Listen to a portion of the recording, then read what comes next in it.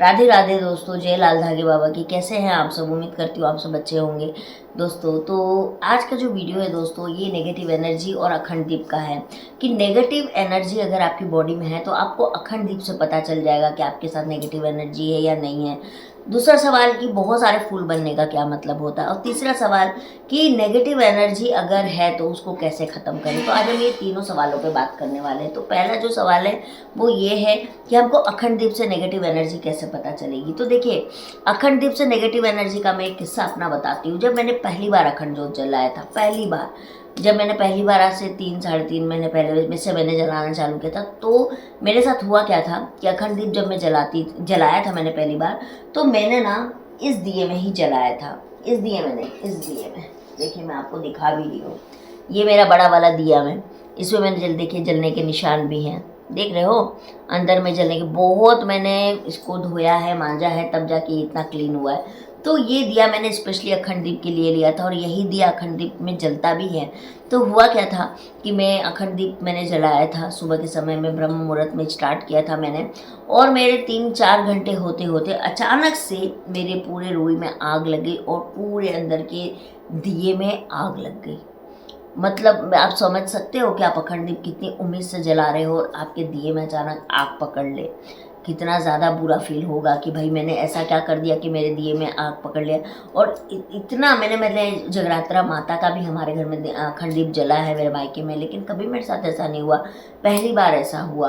और मैं बताऊँ आपको, मेरे साथ ये चीज़ हुआ है और मुझे शाम होते होते पीरियड आ गए। जबकि मेरा डेट भी नहीं था, मेरा कुछ भी नहीं था। मेरा डेट था 5-6 दिन पहले और मेरे को पीरियड आ गए। तो ये मेरे साथ एक बहुत बुरा घटना घटा। तो उस चीज़ से मुझे समझ में आया कि जब आपके ऊपर कोई नेगेटिव शक्ति होती है तो वो आपको ना अच्छा करने से रोकती है, आपको विघ्न डालेगी बार बार। उसके बाद जब दूसरी बार मैंने अखंड दीप जलाया, आप लोग बोलते हो ना दीदी मेरा बुझ जाता है, मेरा ऐसा हो जाता है, ये हो जाता है, तो मैं आपको अपनी स्टोरी बता रही हूँ। दूसरी बार जलाया तो मेरा अखंड दीप बार बार बुझने लगा। एक बार बुझा, 2 बार बुझा, फिर मैंने उसको नहीं जलाया, मैंने उसको मतलब रहने दिया। मैंने कहा कि कोई बात नहीं, ठंडे हो जाओ, तो मैंने उसको छोड़ दिया। तीसरी बार जलाया तो मेरा एकदम फड़फड़ाने लग गया, एकदम अजीब सा फड़फड़ाने लग गया। तो मेरे को लगा कि यार ये तो मेरे साथ बहुत बुरा हो रहा है। तो हमारे जो पंडित जी हैं, जो हमारे घर के पंडित जी हैं, मेरे मायके के पंडित जी हैं, उनसे मैंने ये बात शेयर की कि पंडित जी मेरे साथ ना ऐसा ऐसा हो रहा है, मैं अखंड दीप जला रही हूँ। तो बोले कि कौन सा भगवान का जला रही हो? तो मैंने कहा महादेव के 5वें अवतार रुद्र रूपी अवतार लाल धागे बाबा का जला रही हूँ। तो उन्होंने मुझे बोला कि अच्छा ऐसा है। तो उन्होंने मेरे को फिर बोला कि नहीं, तुम ये दिया बदल दो, तुम इसमें अखंड दीप मत जलाओ, क्योंकि इसका दिया जो होता है ना वो अलग आता है, इसकी पेनी बहुत नीचे है, ये थोड़ा और ऊपर रहना चाहिए था। तो मैंने कहा कि अच्छा, पहला गलती उन्होंने मुझे ये बताया। तो मैंने कहा कि फिर मैं कैसे दिए में जलाऊँ? तो उन्होंने मुझे ये वाला दिया में बोला कि आप अखंड दीप जलाओ। मैंने इसमें जलाया, ठीक है। तो और उन्होंने बोला कि देखो ये जो तुम्हारा बार बार बूझ रहा है ना, ये किसी नेगेटिव एनर्जी की वजह से ऐसा हो रहा है। तो इसका मतलब है कि तुम अच्छाई करने जा रहे हो, तुमको कोई रोकने की कोशिश कर रहा है, कोई नेगेटिव एनर्जी है जो तुमको रोक रहा है। तो मैंने कहा कि अच्छा, तो कैसे पता करेंगे? तो बोले कि देखो तुम एक काम करो, तब उन्होंने मुझे बताया था कि जब भी तुम्हारे अखंड दीप में या दिए में फूल बने, उस फूल को जब पूरा चलो बन गया, गिरने वाली पोजीशन पर आ जाए, तो उस टाइम पे उसको निकाल के तुम रख लो, एक डब्बी में जमा करते जाओ। और जमा करने के बाद में उसमें हल्का सा घी डालो, अगर तुमको काजल फॉर्म में चाहिए तो थोड़ा सा काजल मिला लेना, और उसको अच्छे से मिला के अपने कान के पीछे लगा लो। पहला चीज़ उन्होंने मुझे ये बताया। दूसरा चीज़ उन्होंने मुझे बताया कि किसी के भी दिए हुए घर का कभी भी मत खाना। अगर कोई प्रसाद भी ला के देता है तो पहले या तो तुम अपने घर में डॉग को खिला देना या गाय को खिला देना, उसके बाद तुम अपने मुंह में डालना, ताकि जो भी किया हुआ हो वो वहीं पे कट जाए। तीसरी बात है, किसी भी अनजान पर्सन को अपने घर में मत आने देना, क्योंकि उन्होंने मुझे बताया कि वो जब आते हैं ना घर में कुछ छींट दे या कुछ ऐसा कर दे तो वो नेगेटिव शक्ति भी तुम्हारे साथ साथ हो लेती है। तो ये चीज़ मुझे बताया। दूसरा चीज़ है कि बहुत सारे लोग मौलवी मुस्लिम जो झाड़ फूक करते हैं कोक बंधन का, ज़्यादातर मुस्लिम समुदाय के लोग करते हैं। देखिए मैं किसी के समुदाय को हर्ट नहीं कर रही हूँ, लेकिन जो बात मुझे बोली गई मैं वही बता रही हूँ, और मैं इसलिए बता रही हूँ ताकि आपको काम आए। तो वो लोग करते हैं, तो क्या होता है ना कि वो लोग इतने पावरफुल होते हैं कि आसानी से किसी के भी घर में वो चीज़ करवा सकते हैं। हो सकता है तुमसे किसी का दुश्मनी हो, वो तुम्हारे घर आए अचानक से, तुम्हारे झगड़े हुए हों, वो कभी तुमसे मिलता ना हो, तुम्हारा कोई दोस्त हो सकता है, रिश्तेदार अचानक तुम्हारे घर में आ रहा है, तो उस पर भी थोड़ा संदिग्ध की तरह ही देखो। और कहीं पर भी जाके भले तुम होटल में खा लो, लेकिन किसी के भी घर में खाना मत। तो कुछ चीज़ें उन्होंने मुझे बताई और उन्होंने बोला कि कभी भी सोते समय चादर चेंज करना है और अपने हाथ पैरों को बहुत अच्छे से धोना है। अपने पति को भी बोलना है हाथ पैर अच्छे से धोए और चादर चेंज, डेली रात में चादर चेंज होना चाहिए। तो आप जो, जैसे कि आज रात में आपने जो चादर बिछाया, सुबह में आप उठा लीजिए, फिर डेली यूज़र वाला चादर बिछा लीजिए और उस जो उठाया चादर फिर कल रात में बिछा लीजिए। इस तरीके से जब वो गंदी हो जाए तो धो दीजिए। तो मैंने कहा ठीक है पंडित जी। मतलब मेरे साथ ये चीज़ ना दोस्तों, मेरे 2-3 अखंड दीप में ऐसा ही हुआ है कि मेरा विघ्न पड़ा है, बुझ गया है, इस तरह की प्रॉब्लम हुई है। और भी उस टाइम पे ऐसी कुछ चीज़ें थी मेरे साथ में कि मुझे ना अचानक से बहुत चिड़चिड़ापन लगने लगता था।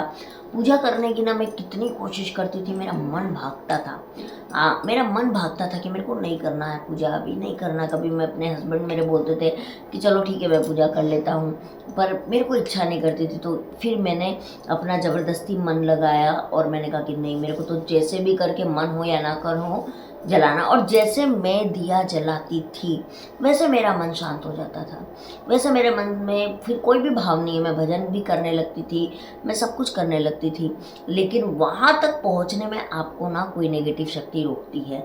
तो अगर आपका भी दिया बार बार बुझ रहा है या आपका अखंड दीप कंप्लीट नहीं होता है तो ये किसी नेगेटिव एनर्जी का संकेत है दोस्तों। इसमें आपको डरना नहीं है, बहुत हिम्मत से काम लेना है।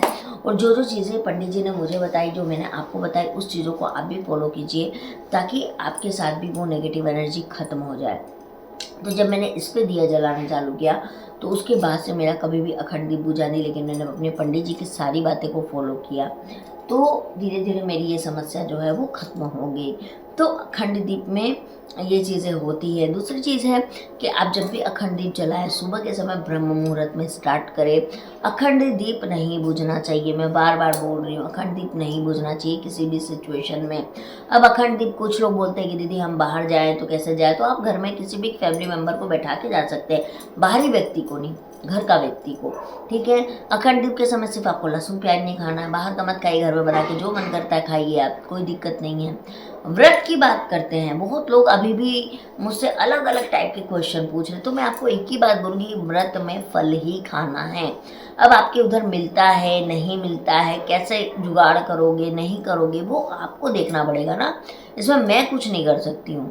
गुरुदेव बोलते हैं फल खाना है और मैं फल ही खाती हूँ। मैंने आज तक पका हुआ व्रत में कुछ भी नहीं खाया है, मैं पका हुआ कोई भी चीज़ नहीं खाती हूँ, मैं फल ही खाती हूँ। आप केला खा सकते हो, आप सेब खा सकते हो, आप नाशपाती खा सकते हो, आप वैसे सब फल खा सकते हो जो बहुत ज़्यादा मीठे भी ना हो और बहुत ज़्यादा खट्टे भी ना हो, उसमें से आप चयन करके वो भी एक टाइम आराम से पलती मार के आसन पे बैठ के भगवान की आप खा लीजिए, पूजा कर लीजिए। उसके बाद आप दिन भर पानी पी सकती हैं, दूध भी पीना है तो उसी टाइम में आप 1 कप लेके पी सकती हैं। ऐसा नहीं कि आपको दूध बंद कर रहा है तो आप दिन भर दूध पी रही है। एक दिन व्रत रखने से कुछ नहीं हो जाएगा, है ना, ये बहुत ज़रूरी है। हमारे आयुर्वेद शास्त्र में भी बोला गया कि व्रत करने से हमारे अंदर की बॉडी जो है वो डिटॉक्स हो जाती है ना, तो बॉडी को साफ करना बहुत ज़रूरी है। तो थोड़ा मन पे कायम रखिए, थोड़ा अपने विचार पे कायम रखिए, थोड़ा अपना मन लगाइए, यही चीज़ें आपके साथ जाने वाली दोस्तों, बाकी आपके साथ कोई भी चीज़ नहीं जाने वाली है। तो यही चीज़ था, जितना मुझे पता था, जितना मुझे बताया गया, मैंने वो चीज़ें आपके साथ शेयर की। अब बात करते हैं, आपको फूल हटाना है नहीं हटाना है, आप क्या सोचती हैं, वो आपका कॉन्सेप्ट है, लेकिन हम हटा देते हैं। और नहीं हटाने से ना एक चीज़ और भी है कि आपकी बाती ना ज़्यादा देर चलेगी। अगर आप नहीं हटाओगे तो धीरे धीरे आपकी बाती भी बुझ जाएगी, ये भी याद रखिएगा। तो इसीलिए अखंड दीप में हमेशा फूल को हटाया जाता है, नहीं रखा जाता। उसका कोई भी आप उसको पीरियड के साथ में मत जोड़िए। अगर आपका पीरियड आ गया तो उसका मतलब ये नहीं कि अखंड दीप का फूल आपने हटा दिया इसलिए पीरियड आ गया, लेकिन अगर आप वो फूल नहीं हटाओगे और रहने दोगे तो आपका दिया ही बुझ जाएगा, फिर क्या करोगे, ये तो उससे भी गलत है ना। तो जब आप अखंड दीप जलाते हो, और अखंड दीप कम से कम 24 घंटे का तो होना ही चाहिए। अखंड दीप जो है वो पीरियड के 5 दिन पहले से आपको जलाना है, आपको 5 दिन जला दिया, आपका पीरियड आ गया तो वहीं पर वो खंडित हो जाता है, वो जल रहा है, उसको जलने दीजिए, अपने मुंह से फूंक मार के नहीं बुझाना है। और अगर आपका पीरियड नहीं आया है तो उसको जलाते रहिए। जिस दिन भी आप चेक करें, अगर आपका नेगेटिव आ जाए तो भी उसको जलने दीजिए, वो अपने आप बुझ जाएगा।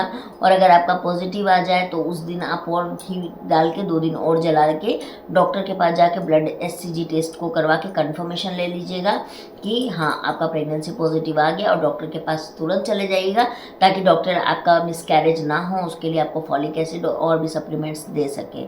ठीक है, तो ये चीज़ें आपको करनी है। अब इससे डिटेल में कोई नहीं बता सकता है, इससे डिटेलिंग कोई नहीं बता पाएगा आपको। और उसके बाद भी आपको समझना है तो मेरे अखंड दीप के और भी वीडियो मैंने डाले हुए हैं, वो जाके आप जरूर देख लीजिएगा। राधे राधे, जय श्री लाल धागे बाबा की। मैं मिलती हूँ आप लोगों के साथ बहुत जल्दी, और चैनल को सब्सक्राइब, लाइक और शेयर ज़रूर कर दें। जय लाल धागे बाबा की।